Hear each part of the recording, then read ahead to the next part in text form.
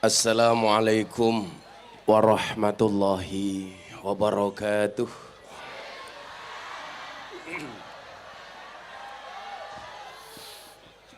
Alhamdulillahil qail. A'udzu billahi samil alim minasyaitonir rajim. Bismillahirrahmanirrahim.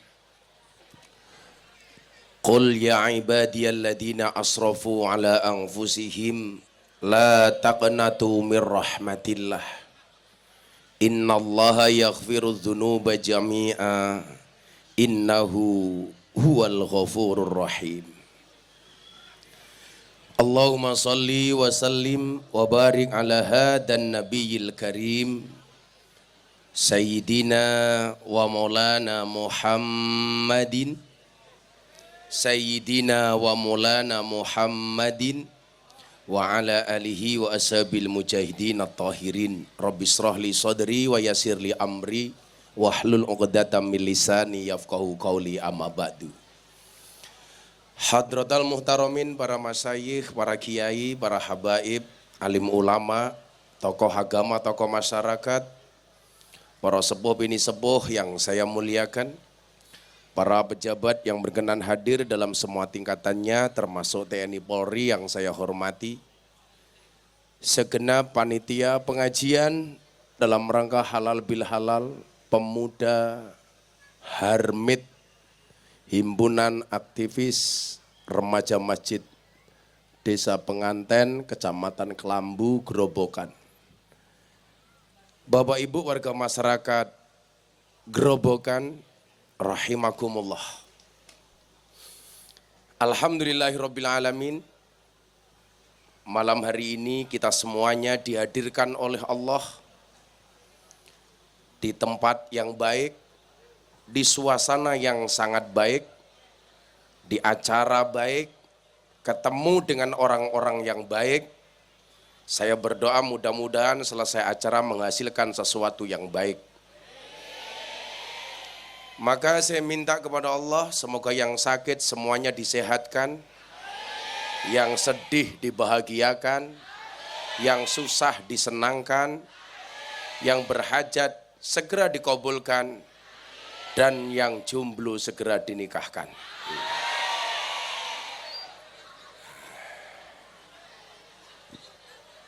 Ibu bapak yang saya muliakan, mohon maaf suara saya bindeng karena saya baru kemarin sakit bapak.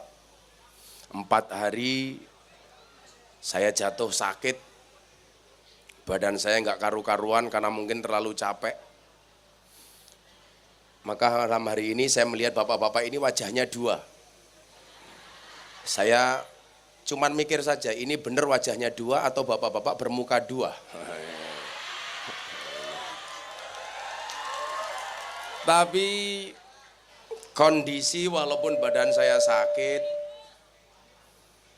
masih flu, bindeng, tapi semangat yang ada di dalam hati saya insya Allah bisa mengalahkan rasa sakit itu. Amin. Termasuk kebahagiaan malam hari ini yang saya rasakan bisa ketemu dengan Bapak Ibu sekalian. Saya berharap mudah-mudahan ini bisa menjadi obat atas sakit saya. Nah, maka ketika saya dengar panitia acaranya Harmit, Himpunan Remaja Demit, Himpunan Aktivis Remaja Masjid, saya lebih bersemangat lagi. Kenapa? Karena saya bisa sharing, berbagi cerita dan motivasi untuk anak-anak remaja, apalagi remaja masjid. Dan saya lebih bersemangat lagi karena naik panggung, Indonesia sudah unggul 1-0 atas Thailand. Oh, sudah 2? Serius loh? 6B. Udah, kalau seperti itu mari kita bubarkan pengajian dan kita nonton sepak bola saja. Bapak Ibu yang saya muliakan, Dunia medsos atau media sosial tentunya sudah tidak asing lagi dengan kita. Kalau kita berbicara medsos, kita bisa melihat dengan analisis SWOT. Artinya apa? Kita bisa melihat kelebihan dan kekurangannya. Saya pikir hari ini nggak mungkin anak-anak muda tidak punya apa itu Instagram. Tidak mungkin kiranya anak-anak tidak punya TikTok. Makanya kalau bapak-bapak seperti ini ya mungkin nggak punya TikTok lah. Karena lucu, masa sudah tua masih goyang pargoy, kan nggak mungkin. Nah, bagaimana kemudian hari ini kita disuguhkan dengan satu fakta bahwa perkembangan informasi sangatlah cepat. Kalau dulu mungkin zaman Pak Kapolsek untuk mendapatkan informasi baru harus nunggu koran terbit besok pagi. Tapi hari ini kita ketinggalan nonton sepak bola live. Setelah pertandingan langsung kita bisa melihat di potongan-potongan video di TikTok. Demikian juga Bapak Ibu, kita melihat bahwa pertarungan di media sosial itu ibarat pertunjukan wayang, ada dua kelir, kanan, kiri. Bagaimana wayang itu menggambarkan kepada kita bahwa kelir kanan itu bagian-bagian yang baik, sementara kelir kiri itu bagian-bagian yang jelek. Karena memang demikian kehidupan di dunia ini, selalu saja ada baiknya, ada buruknya. Selalu saja kehidupan di dunia itu balance. Kadang-kadang di kanan, kadang-kadang di kiri. Demikian juga dengan suasana hati kita. Kadang-kadang suka, kadang-kadang duka. Penyikapannya ada dua. Kalau suka kita bersyukur, kalau duka kita bersabar.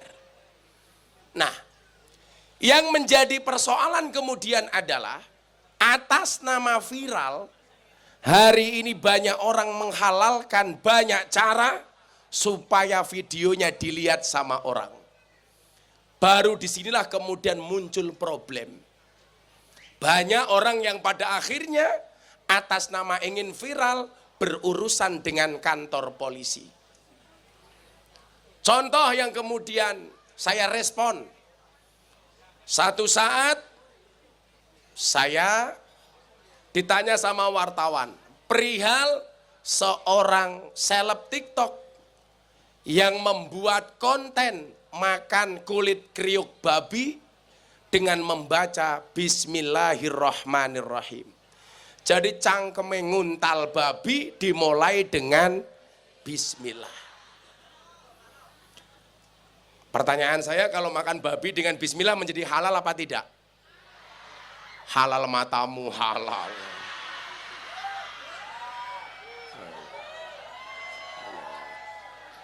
Nah, adik-adik sekalian, saya pengen nasihati anak-anak saya yang seusia saya ke bawah lah. Supaya orang tua ini juga punya pelajaran bagaimana mendidik anak, Pak. Karena sekarang kondisinya menyuwun sewu, bapak-bapak, ibu-ibu. Anak itu mohon maaf, sekarang lebih betah di tempat nongkrong dibandingkan di rumah nongkrong sama bapak ibunya, betul? Nongkrong di warung kopi berjam-jam betah, Pak. Sementara di rumah ketemu orang tuanya 30 menit saja tidak betah. Jangan hanya salahkan anak. Evaluasinya apa? Coba dilihat. Padahal kalau kita bandingkan, apakah anak di rumah dilarang main HP? Oh, ternyata tidak. Jangankan anak, ibunya saja juga main HP. Kadang-kadang di kamar suami istri. Suaminya chatting sama siapa, istrinya chatting sama siapa. Ada yang seperti itu, Bu? Sing lanang ndelok apa, sing wedok ndelok apa. Nah, jadi kalau alasan anak tidak betah di rumah gara-gara nggak boleh main HP, salah. Anak di rumah juga main HP, di kafe, tempat nongkrong juga main HP. Nah, anak di rumah ngegame, di luar juga ngegame sama. Kenapa anak lebih betah di luar rumah dibandingkan di dalam rumah? Kemungkinan pertama, satu, anak lebih didengarkan ketika bersama temannya dibandingkan bersama orang tuanya. Lah ning omah anak nggak dikasih kesempatan ngomong.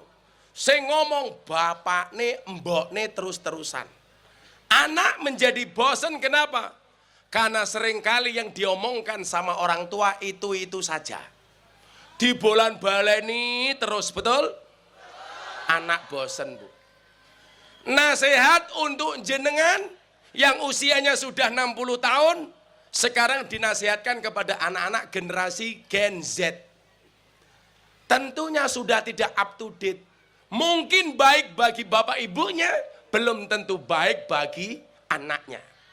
Maka sebenarnya yang perlu belajar itu tidak hanya anak, tapi juga orang tua. Sama hari ini yang perlu belajar termasuk panitianya. Kenapa pengajian tidak ada kipas anginnya?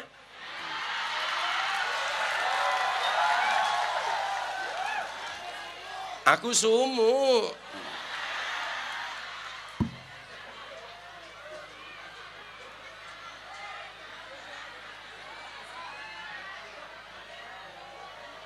Woi panitia, kipas angin, Cuk.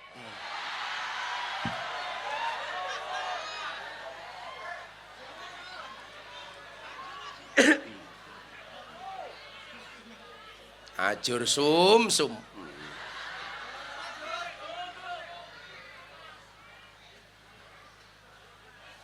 Saya ya tahu sih, gerobokan memang panas. Tapi lihat mbak-mbak jadi adem.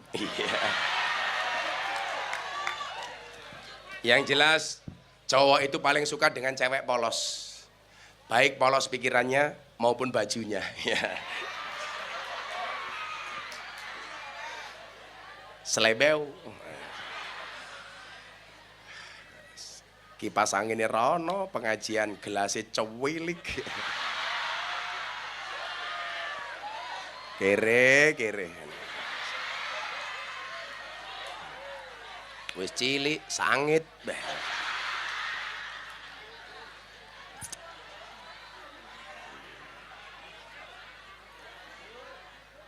Saya tuh kalau ngaji harus ngopi, Pak. Kenapa harus ngopi? Karena hidup itu butuh inspirasi, bukan halusinasi. Kayak kemarin Ramadan di WA sama orang. Gus, boleh nggak siang hari di bulan puasa kita berkumur-kumur pakai kopi? Ini bosok cangkemnya aku. Akhirnya saya jawab, hendaknya bulan puasa di siang hari tidak berkumur-kumur dengan sesuatu yang memiliki rasa. Apalagi rasa ingin memiliki. Iya. Oi, kipas angin.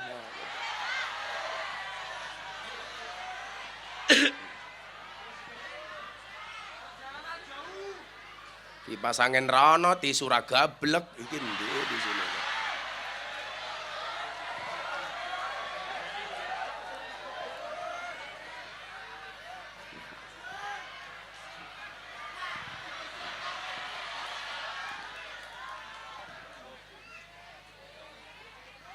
Minum kopi, makan gorengan tempe. Kat mau ngaji rono kipas angin ini mergo panitiane keri.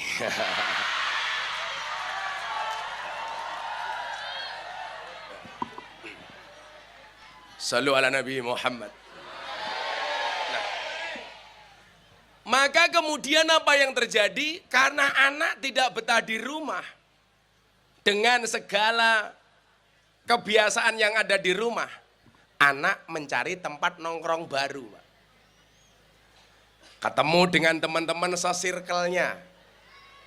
Mulai ketemu dengan teman-teman yang mungkin sehobi.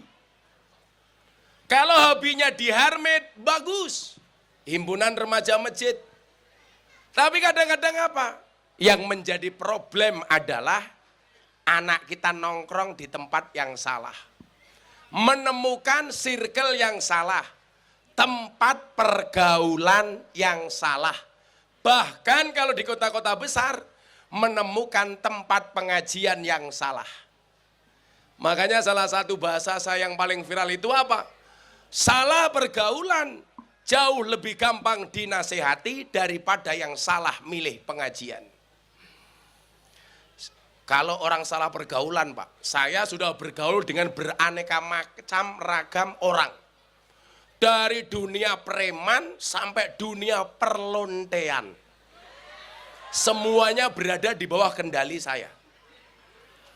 Dunia preman, dari preman desa sampai preman kota besar, saya pernah berhadapan. Terakhir yang saya taklukkan, preman besar di Tanah Abang. Preman paling besar di Jakarta, yang punya anggota 1 juta orang, manut sama saya. Siapa? Maung Hercules. Beliau ini preman paling besar.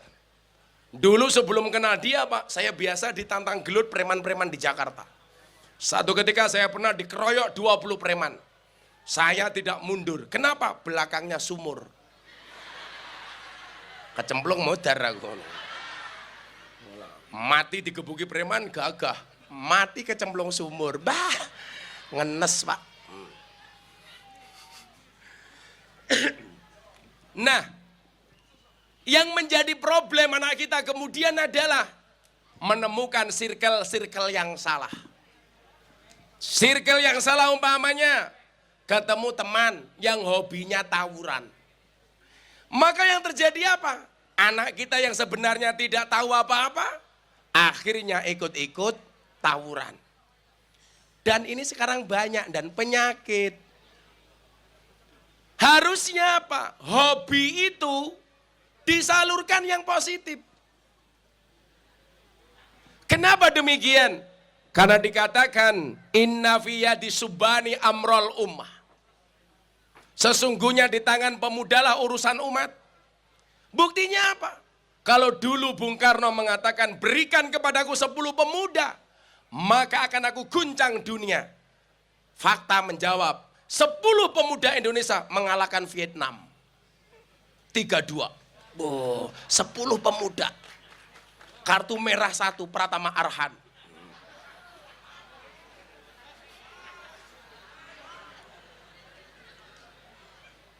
Coba, kalau dulu Pak Kapolsek, berikan kepadaku, kata Bung Karno, 10 pemuda, maka akan aku guncangkan dunia. Kalau sekarang tidak, berikan kepadaku 10 pemuda, maka akan aku jadikan ganteng-ganteng serigala.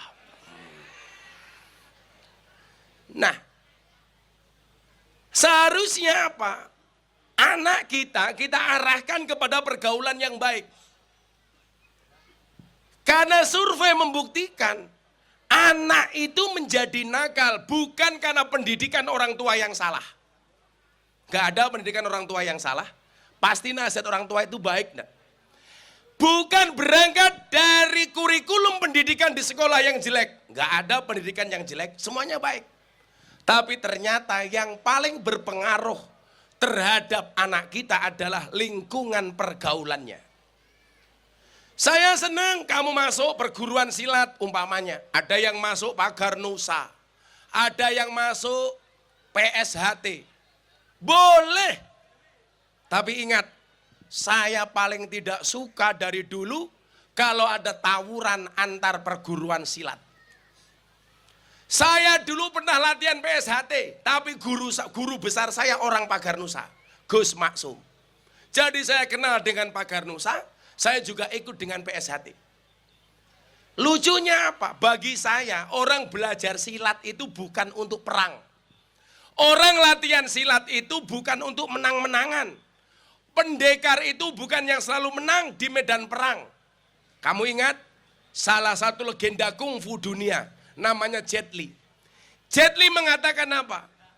Sudah sekian banyak jurus yang saya miliki. Tetapi ternyata jurus yang paling ampuh adalah senyuman di atas bibir saya. Saya nggak bisa silat, saya nggak bisa banyak gerak, tapi sekian banyak tempat klub malam, hiburan lokalisasi yang saya taklukkan.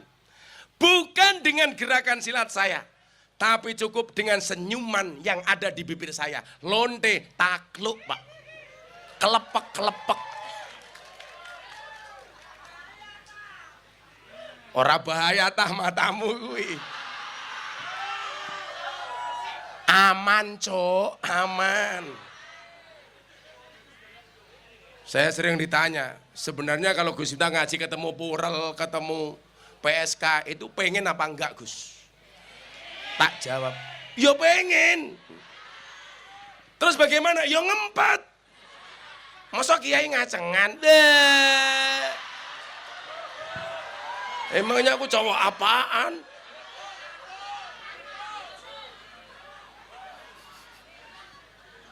Saya kalau cuma digoda Purel, saya bisa tahan. Tapi kalau digoda sumuk, butuh kipas angin. Itu aja. Kok suwe temen ya?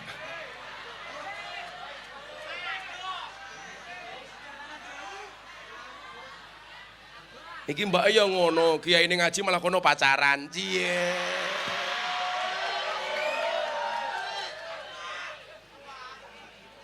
Tapi saya tahu, mereka berdua itu seperti Indomaret dan Alfamaret. Maksudnya apa? Berdekatan sih, tapi nggak pernah jadian. Iya. Karena kayaknya antara mbaknya sama masnya beda pemikiran. Masnya mikir mbaknya, mbaknya mikir aku. Iya. Santai aja mas, kalau jodoh pasti bertemu. Di mana bertemunya? Di pelaminan.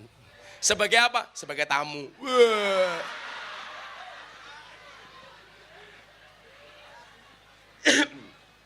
Nah, disitulah kemudian saya ingat. Almar'u man ahabba. Seseorang itu besok di hari kiamat akan dibersamakan dengan orang-orang yang dicintainya. Kemudian kita juga diingatkan, man tasabbaha biqaumin fahuwa minhum. Barang siapa menyerupai sebuah kaum, maka dia termasuk golongan kaum tersebut. Kamu anak baik-baik, ngumpul sama anak pemabuk. Secara otomatis, walaupun kamu tidak mabuk, kamu akan disamakan dengan para pemabuk.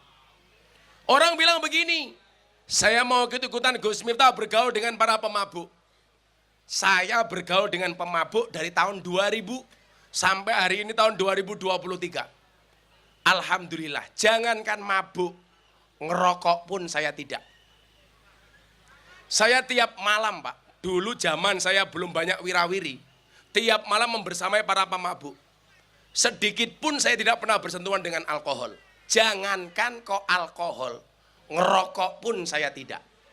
Mbak-mbak saya mau tanya, kalau cari suami seneng yang ngerokok apa tidak? Tidak. Gus Miftah.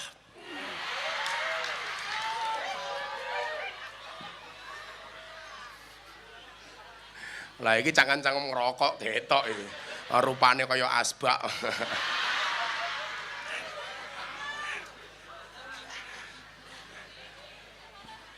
Tapi anak-anak ngerobokan hari ini sudah mulai mengurangi rokok dan mengurangi rokok temannya.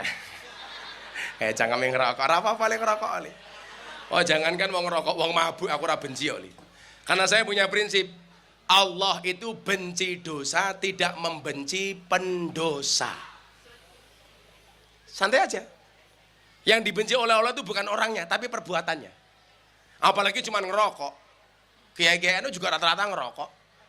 Cuman kebetulan dari kecil saya berkomitmen untuk tidak merokok. Bapak saya itu perokok berat.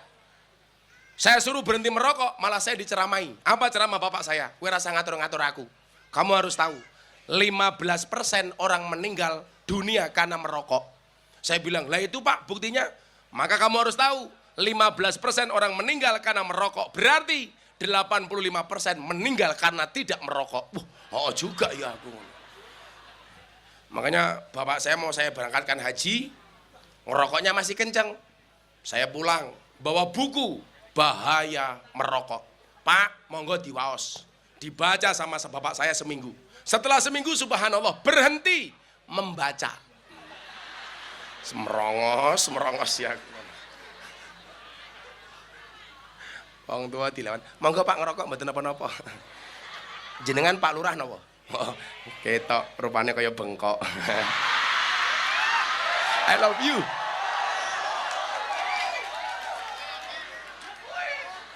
Pak Lurah wingi melu demo teng Jakarta mboten Pak Lurah? Demo Pak Lurah. Ngopo to Pak Lurah? Pak Lurah kurang gawean. Dadi lurah 6 tahun disyukuri. Ora usah minta perpanjangan 9 tahun. Alasannya demi kebaikan. Halah ndobos. Ora percaya. Lurah itu minta perpanjangan masa jabatan 6 menjadi 9 tahun.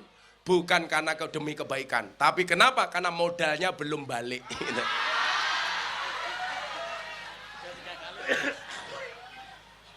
Sudah 3 kali 18 tahun. Wis bati dan wis muga-muga husnul khotimah. Jabatane. Ngono lho, Pak. Pokoknya dadi lurah iki selamat, asalkan uripmu ora kaya batik. Apa kakean pola. Sehat Pak Lurah ya. Wetenge aja gede-gede. Lah wong lanang ki wetenge gede biasanya lato-latone kisut.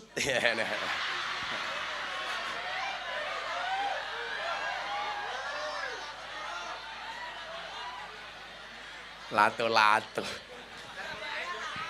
Ora bahaya ta? Cuaks. Pokoknya lah Pak Lurah, orang neko-neko tak dongake selamat jabatannya, selamat wonge, amin. Terus esuk nang alam kubur awakmu aman Pak Lurah. Sampai ono malaikat teko, "Hei Lurah, man robbuka? Siapa Tuhanmu?" Kamu jawab, "Kamu nanya."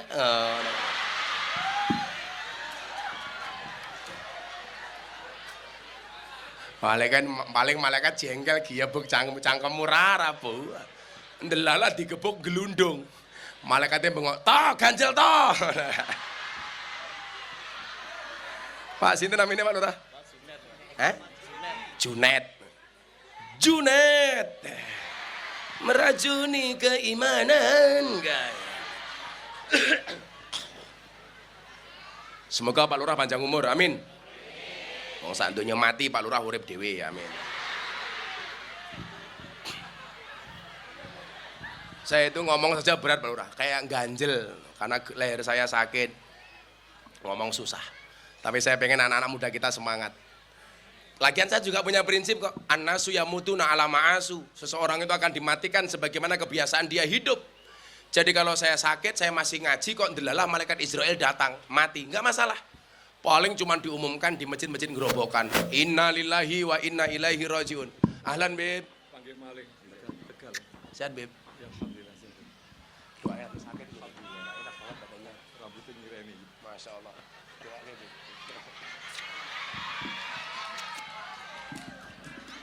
Afan ya, Beb. Punggungnya tadi sakit banget, Beb. Sehat. 4 hari sakit. Afan ya, Beb.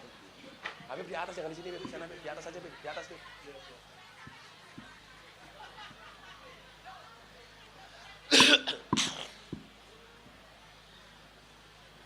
Habib sana, Beb. Jangan di sini, Beb. Jangan. Afan ya, Beb. Anak di sini, Beb. Terima kasih, Habib. Doa hukum, Beb. Mudah-mudahan Gus Miftah nikah lagi, Beb. No. Iki live ya, wah delok bojoku modar ya aku.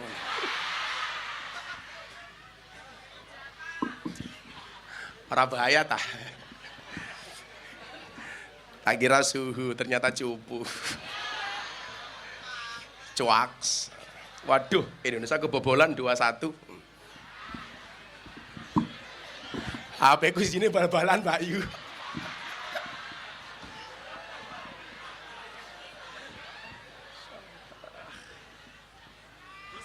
Komandan. Dan Parti. Oke, alhamdulillah Pak Parti. Polisi telat. Kene Pak Parti, oh ngawal. Terima kasih Pak Suparti. Shallu ala Nabi Muhammad. Walaupun sakit tadi saya bilang apa? Annasu yamutuna ala ma'asu wa yub'asuna ala mamatu. Manusia itu akan dimatikan sebagaimana kebiasaan dia hidup. Jadi kalau kebiasaan saya ngaji, saya sakit tetap berangkat, ya karena saya berharap. Kalau mati pas pengajian kan keren. Saya datang ke sini, Israel datang, paling diumumkan di masjid. Inna lillahi wa inna ilaihi rajiun. Telah meninggal dunia dengan tenang, Lurah Junet. Umpamanya kita baca.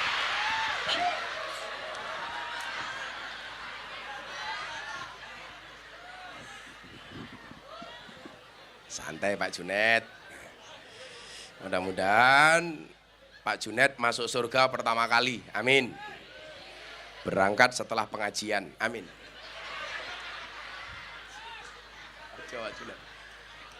Saya yakin Pak Junet ini orang baik. Maka saya berwasiat, tolong Pak Junet jangan dikubur sebelum mati. Ya itu aja. Orang baik ya, orang baik. Nah, mantasabba biqaumin fahuwa minhum. Jadi lingkungan pergaulan kita itu menjadi penting. Kamu bukan pemabuk, bergaul dengan para pemabuk. Anggapan dan asumsi orang akan mengatakan bahwa Anda adalah pemabuk. Kalau yang duduk di klub malam itu saya, orang akan berpikiran Gus Miftah itu dakwah. Tetapi kalau yang duduk di klub malam Habib kita, maka orang akan suudon. Kenapa? Karena kembali kepada kebiasaan saya. Kembali kepada kebiasaan. Nah, saya itu mohon maaf. Banyak orang curiga, nggak percaya kalau Gus Miftah pergaulannya seperti itu, tidak pernah minum alkohol. Saya bilang silahkan dibuktikan. Saya siap bersumpah. Demi apapun, bahkan demi Allah. Bahwa saya tidak pernah mabuk sama sekali. Jangankan mabuk, setetes pun nggak pernah saya merasakan alkohol. Saya juga rata konco. Nah, maka disinilah kemudian pentingnya circle kebaikan. Maka orang berbuat baik itu, ini saya sudah senang kalian bersekutu di dalam Harmit, apa tadi? Himpunan aktivis remaja masjid. Saya jadi teringat 7 golongan di mana mereka akan mendapatkan perlindungan dari Allah. Yaumala zilla illa zilluh. Satu hari di mana tidak ada perlindungan kecuali dari Allah. Salah satunya siapa? Rajulun qalbuhu mu'allakun bil masajid. Pemuda yang hatinya senang dengan masjid. Coba, himpunan remaja aktivis masjid. Nah, ini tantangannya Pak Lurah. Bagaimana menjadikan anak-anak muda ini senang nongkrong di masjid? Caranya bagaimana? Desainlah masjid yang ramah dengan anak-anak remaja. Bagaimana caranya? Oh gampang, kalau saya jadi takmir. Ini remajanya banyak. Yang perlu kita lakukan apa? Supaya mereka senang ke masjid. Di masjid pasang wifi. Wifi gratis. Oleh nganggo wifi masjid gratis, syaratnya sholat jamaah di masjid. Kasih. Nanti kalau dikasih wifi bagaimana Gus kalau untuk buka-buka situs yang porno? Diakali. Passwordnya diganti yang medeni. Oh. Bisa mendapatkan akses wifi, passwordnya innalillahi wa inna ilaihi rajiun. Keren. Jadi mau nonton yang jelek kelingan innalillahi wa inna ilaihi rajiun. Telah meninggal dunia kesetrum kipas angin.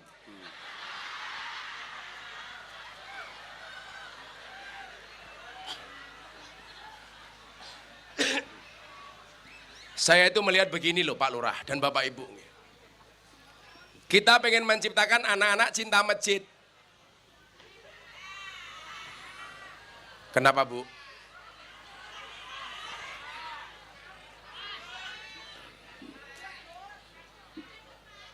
Lumayan. Sejuk. Tapi ambune fresh care.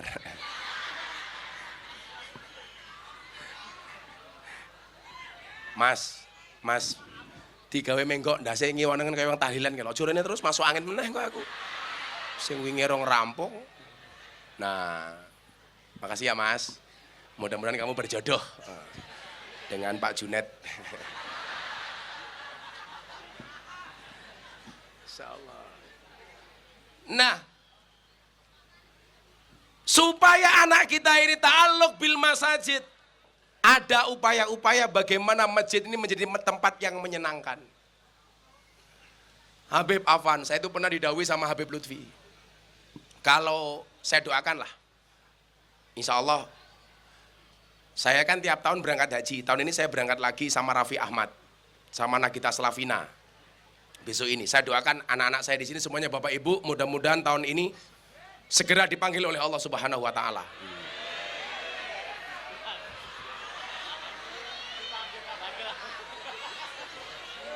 Lawang rong rampung cangkamu wis amin bae.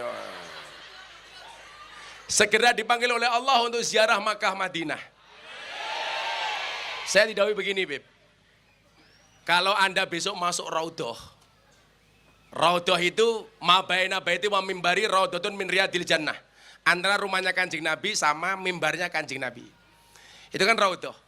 Kalau Habib Afan, Beb, mau ke makamnya Nabi antara Raudhah itu kan ada jarak sekitar setengah meter, Beb. Yang biasanya banyak askar itu loh, Beb. Berdiri jaga-jaga itu. Nah, guru-guru saya termasuk Habib Lutfi bilang, Le, kalau bisa kamu mencolot ke tempat itu, kamu sholat 2 rakaat.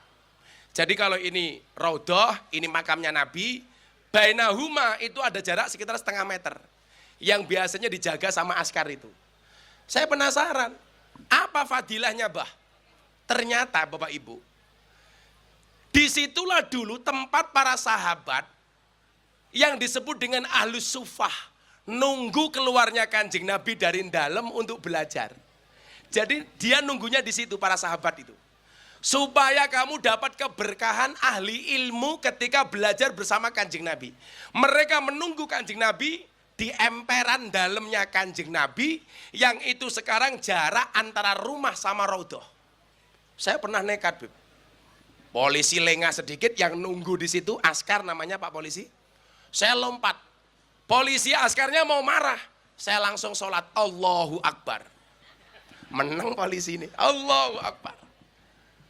Dan polisi sana itu nggak bisa ditawar, Pak Kapolsek, kecuali dengan sholat. Kalau cuman kita berdoa, apalagi kok kita ngasih uang, oh dikira nyuap, dikira nyogok. Itu polisi Arab. Kalau di gerobokan, oh tak ajar, tak ajar. Tilang dan. Saya kasih tahu Anda ya, dulu banyak kasus di Polri, indeksnya kepercayaan masyarakat kepada polisi itu menurun jauh. Sekarang Alhamdulillah, kepercayaan masyarakat terhadap polisi kembali naik sampai 73%. Tepuk tangan untuk polisi. Ya biaya polisi ini penting, Cah. Saya kira kamu bayangkan, umpamanya gerobokan sebulan penuh tanpa polisi. Apa yang terjadi kira-kira? Aman matamu, aman. Oke, perawan meteng goblok. Sing meteng ki sapa? Lah rupa-rupa codot iki lho deloken iki lho. Nah. Artinya apa? Dulu para sahabat itu seneng nongkrong di masjid. Cangkeme malah minum.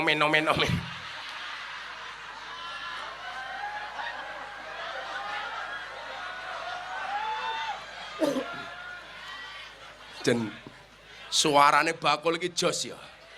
Aku flu pilek ngomong nganggo mic kalah karo cangkeme minum.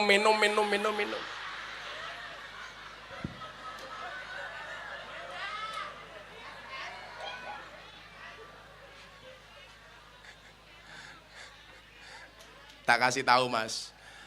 Asyarafu la bin nasabi. Asyarafu bil adabi la bin nasabi. Kemuliaan itu karena adab, bukan karena nasab. Lah, wong sakmene mbane seran diadab bakule es teh tak kandhane. Wiri.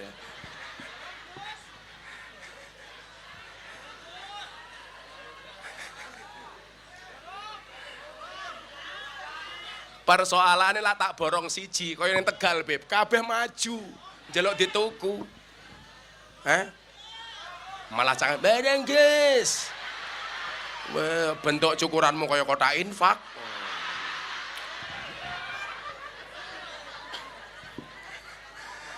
Nah, ternyata apa? Ahlus Sufah, orang-orang yang nunggu kehadiran Kanjeng Nabi di masjid, miyos keluar masjid, itu mereka mendapatkan derajat yang mulia karena termasuk dari rojulun qalbu mu'allakun bil masajid.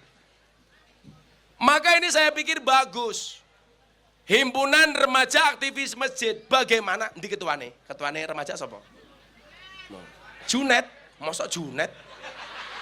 Lah kaya ngene kok remaja iki lho. Rene ketuane tak kandhani. Bocah cuwilik ini manuke sepira lho iki. Kene wae. Mosok remaja raine wis tuwa kaya ngene. Wayahe. Kene wae. Namine sinten? Ahmad Alfi Muzaki. Ahmad Alfi Muzaki. Kok namamu tidak sebagus wajahmu? Ahmad Alfi Muzaki. Wow, duwite akeh wong Alfun no. Muzaki wong suci. Ning jenggote kok mung 3. Wis dibojo le? Urung? Loh. Umurmu piro e? Nembe 24. 24. Kok remu tua banget.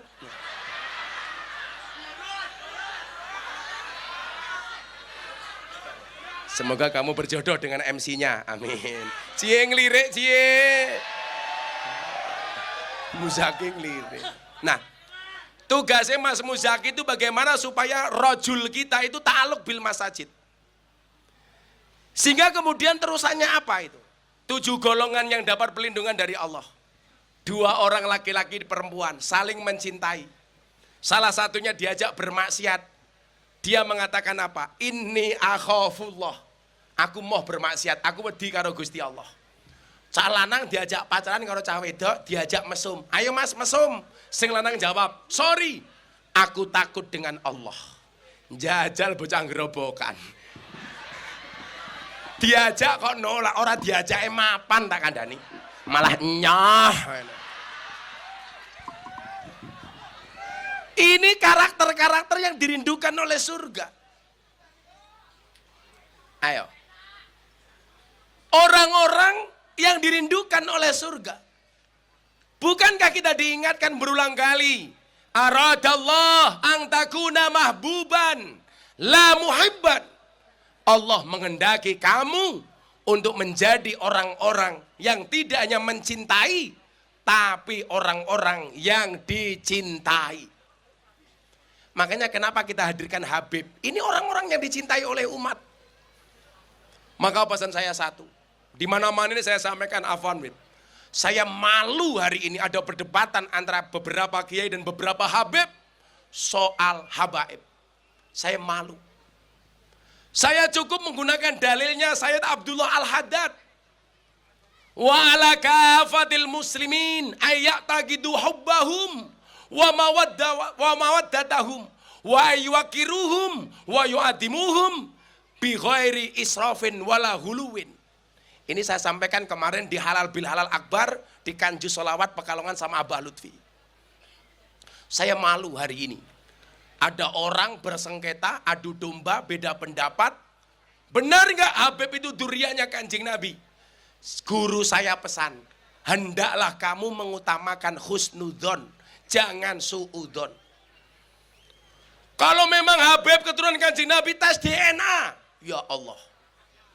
Saya khawatir nanti kalau Zaki ini tes DNA, jangan-jangan bukan Nabi Adam. Dinosaurus matamu. Jangan-jangan munculnya teori Darwin. Munyo. Gitu loh. Sikap kita kepada ahlul bait duriannya Kanjeng Nabi sebagaimana disampaikan Sayyid Abdullah Al-Haddad.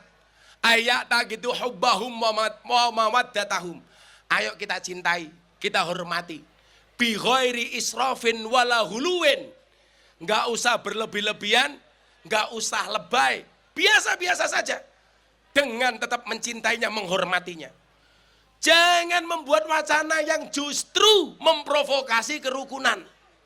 Maka dulu tahun 2000 sekian, Habib Lutfi mengatakan sama saya, "Nak, pengen menghancurkan Indonesia itu gampang. Caranya bagaimana? Dengan menghancurkan Nahdlatul Ulama. Pengen menghancurkan Nahdlatul Ulama itu bagaimana? Gampang. Dengan mengadu domba, kiai dengan Habib, kiai dengan kiai, Habib dengan Habib, dibentur-benturkan.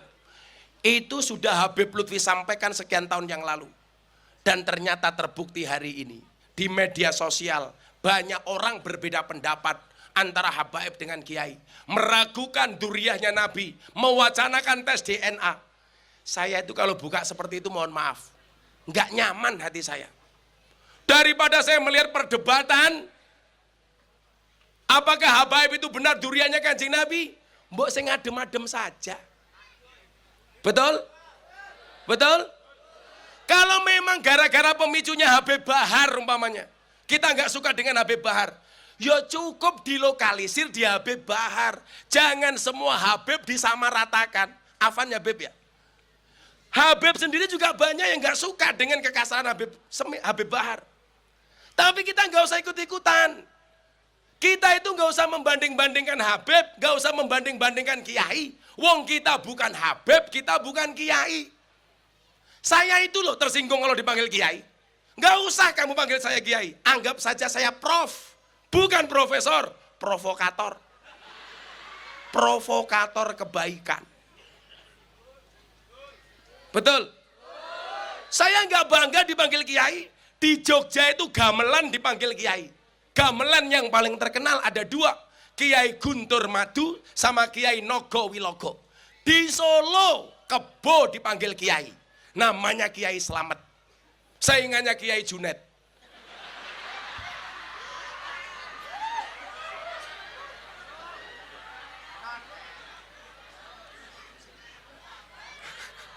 Sabar Pak Lurah, sabar.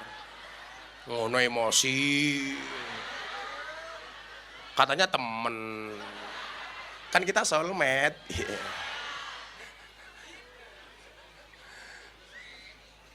Ini bener-bener gak nyaman saya itu. Tadi ada orang telepon saya, Gus, ini bagaimana? Setuju nggak? Habaib tes DNA. Saya bilang saya nggak setuju. Sudahlah. Ada konsekuensinya kok. Kalau dia bukan duriannya Kanjeng Nabi, ngaku duriannya Kanjeng Nabi. Itu lebih besar dibandingkan orang ngaku-ngaku Gus. Kalau orang cuma ngaku-ngaku Gus le, alas karepmu lah, mbuh Agus apa wedhus aku ora urusan. Maka sering saya sampaikan, kalau saya itu ngaku punya nasab besar, justru saya itu beban mental. Karena saya belum bisa nyaingi kebesaran mbah-mbah saya. Saya malu. Memang Habib Lutfi mengatakan sama saya begini, saya juga tidak suka le, ada orang dengan bangga dan sombongnya, di dalam diri saya mengalir darah Rasulullah. Nggak boleh, nggak mungkin Habib kita mengatakan seperti itu. Justru tawaduk, biarkan orang yang menilai, bukan dengan kesombongan. Maka saya bilang, kalau memang nggak sukanya dengan Habib Bahar, cukup di situ dilokalisir, nggak usah menyentuh wilayah Habib lainnya. Setuju? Sing Habib berjuang untuk kita juga banyak kok. Kiai juga banyak kok. Sampai kemarin kita bahas di kamarnya Habib Lutfi itu. Perihal seorang Habib muda yang mengatakan, belajar kepada Habib satu yang goblok dan jahil, itu lebih baik dibandingkan belajar dengan 70 kiai yang alim. Ini jatuhnya kan takabur. Padahal bagaimanapun, Kanjeng Nabi mengatakan, man akroma aliman, faqad akromani, kata Nabi. Wa man akromani, faqad akramallah. Wa man akramallah, wa maswahul jannah. Barang siapa memuliakan orang alim, kata Nabi, memuliakan aku Nabi. Barang siapa memuliakan aku, berarti dia memuliakan Allah. Dan barang siapa memuliakan Allah, maka baginya adalah surga. Maka hari ini kalau Anda hadir karena memuliakan orang-orang alim seperti Habib kita ini, sama hanya Anda memuliakan Kanjeng Nabi, memuliakan Nabi berarti memuliakan Allah, bagimu surga. Amin. Dua blok mungkin rapopo le. Sing penting seneng karo kiai, seneng karo habaib, seneng karo wong soleh. Bukankah disebutkan an-nadru ila wajil alim fahuwa ibadah. Memandang wajah kiai itu ibadah. Dalil ini selalu saya pakai kalau saya ngaji dengan Purel. Maka Purel langsung bilang, beruntunglah kami ya Allah, memandang saja ibadah, ndak apa iso ngeloni. Saya langsung lari mencari tempat terbaik untuk pengajian goblok. Rabahaya ta. Wis le selawatan dhisik le. Awakku sik ngregesi le, ayo selawatan. Satu lagu. Alamat anak soleh ya. Supaya yang hadir anak-anak semuanya menjadi anak yang soleh. Amin Allahumma amin. Nanti insya Allah saya pergi, akan dilanjutkan sholawat sama Habib sampai jam 5 pagi. Amin. Sampai jam 5 pagi Habib sholawatannya Habib. Ini aja saya keluarnya keringat dingin loh ini. Ini demi kami loh Zaki. Aku lah pingsan yang panggung, kamu tanggung jawab loh. Iki sini kok apa tadi? Ya Allah, cah yang ganteng-ganteng rokoknya sukun. Alah. Ih, Zaki. Oh, sponsor. Ya. Lanjut. Ya udah. Oke. 5 menit lagi.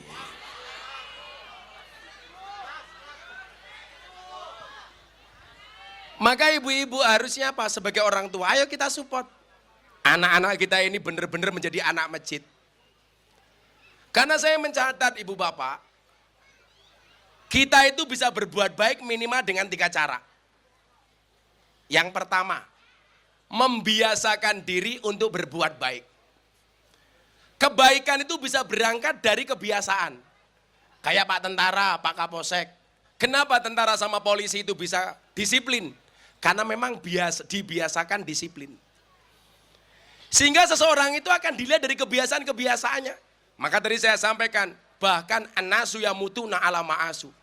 Akan dimatikan sebagaimana kebiasaan dia hidup. Lah kebiasaan baik itu harus dibiasakan. Makanya kalau saya ngaji satu saat nggak pakai belangkon, orang akan bertanya, Gus belangkonnya teng pundi? Karena payu matamu.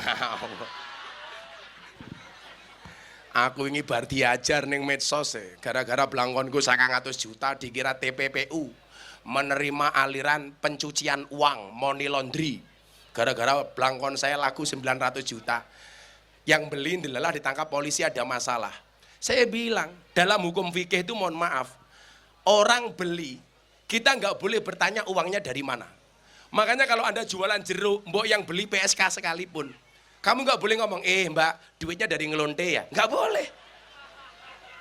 Sama hanya dulu yang beli belangkon saya, kalau hari ini urusan polisi, kok kemudian saya dikatakan menerima aliran dana pencucian uang, itu logikanya dari mana? Lelang terbuka Pak Supardi, saya itu jual belangkon nggak cuma sekali, sudah berkali-kali, dan laku mahal terus. Untuk anak asuh di Jawa Timur, laku 200 juta. Untuk acara sosial, laku 100 juta. Terakhir, untuk acara di Lampung, laku 900 juta.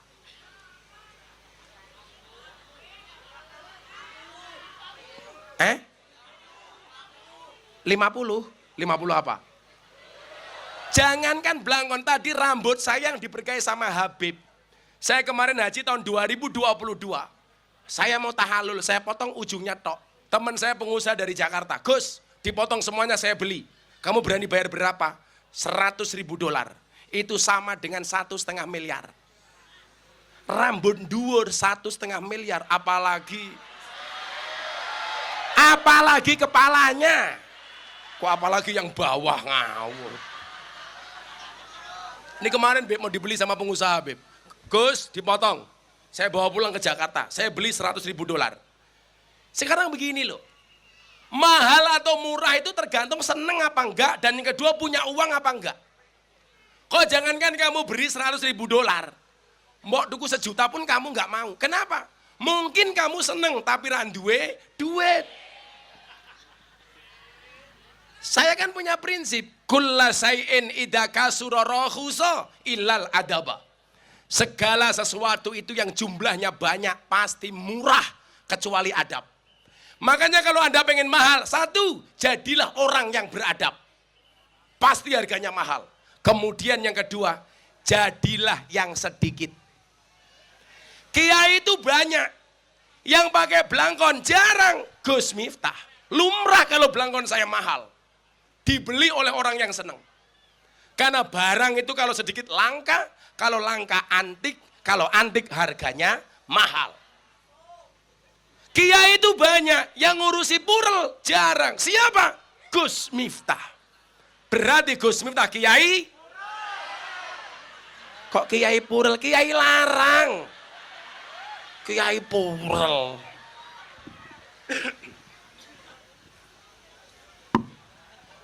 Kebiasaan. Maka coba dibiasakan. Ibu-ibu punya kebiasaan kalau mau tidur sungkem sama suaminya, pasti rasanya tidak nyaman kalau mau tidur belum sungkem dengan suaminya. Jangankan kok ibu-ibu ngerobokan mau tidur, lebaran lu nggak sungkem. Ayo saya mau tanya, kalau lebaran kemarin ibu-ibu sungkeman apa salaman? Bapakmu sungkeman apa salaman?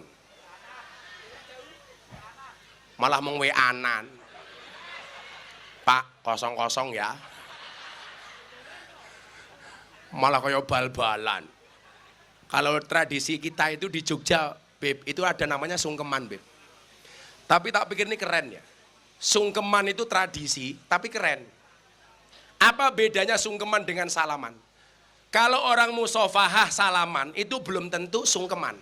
Tapi kalau sungkeman, di dalamnya ada salaman. Makanya didesain, Beb, orang Jawa itu.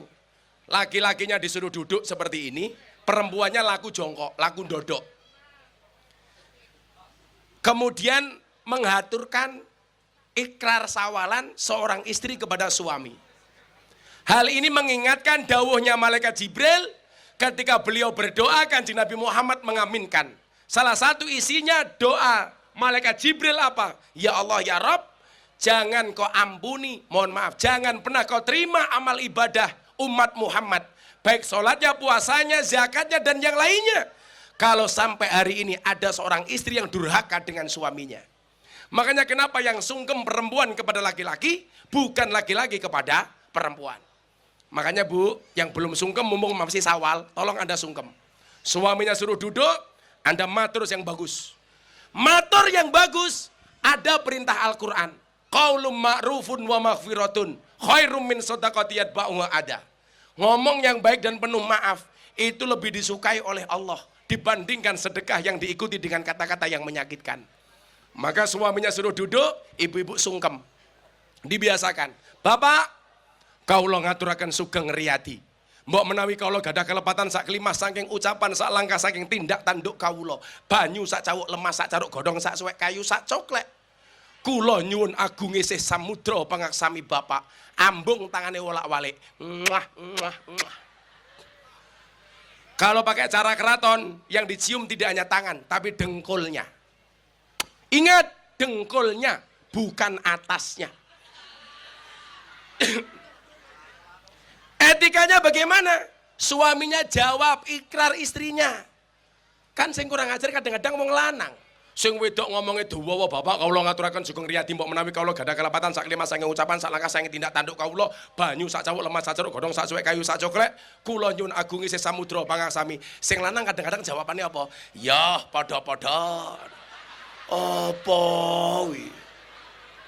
Wis ora ngono Zak, dijawab. Iya Bune, aku wong lanang, oke salahe. Kowe wong wadon kudu gedhe pangapurane. Kaya dene cah cilik, oke sangune, sing gedhe kapan rabine. Meledak. Tapi lah kowe ditakoni kapan kamu nikahnya, ya kamu nggak usah emosi. Kok mbahmu takon, "Le, kapan kowe rabi?" Jawaban, "Lah kapan simbah mati?" Ngono. Wong jodoh karo ajal kuwi padha rahasiane Gusti Allah. Maka Zaki kamu saya doakan. Mudah-mudahan pulang pengajian kamu langsung ketemu jodoh, langsung nikah. Amin. Dengan janda anak 15.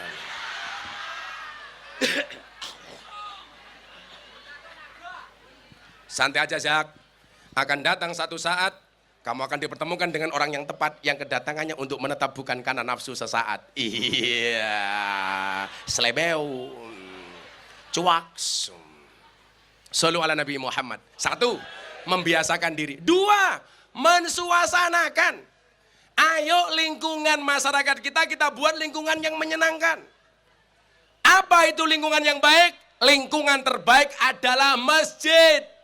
Maka rumahmu jangan hanya difungsikan sebagai restoran, hanya untuk makan tok. Jangan rumahmu difungsikan hanya seperti hotel, hanya untuk tidur tok. Rumahmu jangan hanya difungsikan sebagai bioskop, hanya untuk nonton TV tok. Tapi nawwiru buyutakum biqiraatil Quran. Masuk rumah, setel ke MP3 YouTube, pengajian. Lah saiki wong-wong ora ya Pak Lurah. Mlebu rumah ruang tamu, pasang kalender bank. BRI Mandiri BCA. Ketok yen utange akeh. Kudune kaya masjid, Pak, pasang kaligrafi. Pasang gambar-gambar habaib ulama. Tapi saya ingatkan, kalau mau pasang kaligrafi, tolong kaligrafinya yang pas. Saya pernah masuk ruang tamu rumah orang, dikasih kaligrafi. Ya ayyuhan nas, kulu wasrobu wala tusrifu. Wahai para manusia, makan dan minumlah tapi jangan banyak-banyak. Aku ndelok panganan cangkeme dadi pekewo. Masuk ruang kampung, halaman kampung, jalan-jalan di kampung. Dibuat menarik, bila perlu dikasih Asmaul Husna di pinggir jalan. Giat anak Harmit, buat kaligrafi Asmaul Husna, pasang di tengah kampung. Sekarang masuk kampung tulisannya apa? Yang kencing di sini berarti anjing. Ya Allah. Suasananya nggak nyaman nih. Orang naik motor dikasih polisi tidur, atasnya masih ditulisi, awas ngebut benjut. Jadi kita masuk kampung itu nggak nyaman, Beb. Kan kasihan polisi tidur. Saya tuh mau tanya, sejarah polisi tidur ki apa lho? Itu polisi yang maling mesake sak donya. Ditabrak orang lawan, kudanan orang ngiyup, orang tahu njaluk gaji. Pertanyaan saya, kalau polisinya tidur polisi wanita polwan, lak meteng kepiye? Ayo kowe. Masuk rumah, kadang-kadang tulisi Beb, apa? Awas anjing galak. Menakutkan gitu loh. Awas anjing galak. Assalamualaikum. Waalaikumsalam. Sing metu Zaki. Oh iki to asune umpamane. Masuk rumah tulisi kaligrafi yang indah. Udkhuluha bisalamin aminin. Masuklah ke dalamnya dengan penuh rasa damai dan kenyamanan. Enak beleng. Disuasanakan. Ayo le. Suasananya sama coba. Kenapa NU itu mentradisikan pakai sarung? Karena kalau kamu kumpul-kumpul menggunakan sarung, baju koko, pakai kopiah kayak Zaki, itu bisa memproteksi diri dari kemaksiatan. Makanya saya nggak pernah melihat anak muda kok mabuk pakai peci. Neng lampu merah, neng perapatan dalan. Ayo bro, mabuk dimulai dengan Bismillahirrahmanirrahim. Mau minum, ayo Allahumma barik lana. Matamu nggak ada.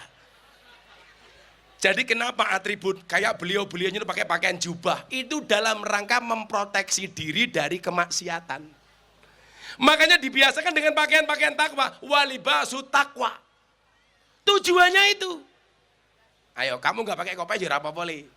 Sing penting hatimu kudu ta'alluq bil masajid. Kemudian yang terakhir adalah untuk berbuat baik dibutuhkan walijah. Apa itu walijah? Tempat bertanya. Maka Al-Quran memerintahkan fas'alu ahla dzikri in kuntum la ta'lamun. Maka bertanyalah kepada ahli dzikir kalau kamu tidak mengetahui sebuah persoalan. Takon karo Pak Lurah, takon karo Pak Kiai, takon dengan habaib. Insya Allah hidup kita akan selamat dunia dan akhirat. Amin Allahumma amin. Sudah jam 11:30. Saya itu baru sakit penyembuhan, dimaklumi, saya mau berangkat ke Pati. Insya Allah akan dilanjutkan sholawat sama Habib sampai jam 5 pagi. Amin. Dengan cara menonton YouTube masing-masing. Terima kasih teman-teman Harmit, Mas Zaki dan kawan-kawan. Saya doakan cintamu dengan masjid yang akan membimbingmu ke dalam surganya Allah Subhanahu wa Ta'ala. Terima kasih. Hadanallahu wa iyyakum ajmain. Assalamualaikum warahmatullahi wabarakatuh.